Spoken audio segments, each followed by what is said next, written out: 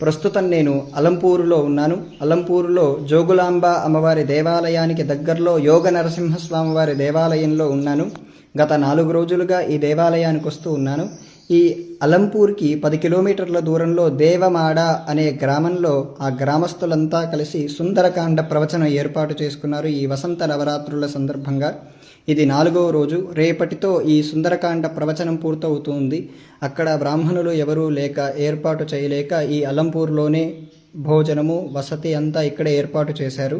ప్రతిరోజు ఈ నరసింహస్వామిని దర్శనం చేసుకోవటం, 3 కాలాల్లో జోగులాంబని బాలబ్రహ్మేశ్వర స్వామి వారిని దర్శనం చేసుకోవటం, అనుష్ఠానం చేసుకోవటం, ఆ గ్రామాన్నంతా పరిశీలన చేసి చూడటం నాకు బాగా అద్భుతంగా నచ్చింది.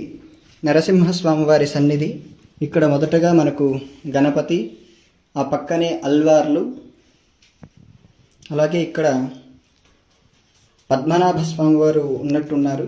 అలాగే ఇక్కడ అమ్మవారు లక్ష్మీదేవి. ఇది కనీసం 1000 సంవత్సరాల పైనే నిర్మింపబడిన దేవాలయం. ఈ దేవాలయంలో నాకు ఆశ్చర్యం అనిపించింది, ఇక్కడ లక్ష్మీదేవి కాకుండా ఇక్కడ మనకు నరసింహస్వామి కనపడతారు. నరసింహస్వామి పక్కన ఉండవలసిన వారు లక్ష్మీదేవి కదా, కానీ ఇక్కడ మనకు కాళీ అమ్మవారు కనపడుతున్నారు.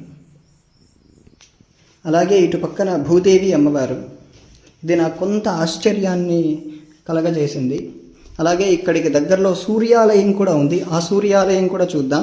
ఈ ఊర్లో ప్రతి ఆలయంలో హనుమంతుడి విగ్రహాన్ని చూడటం చాలా అద్భుతంగా అనిపించింది.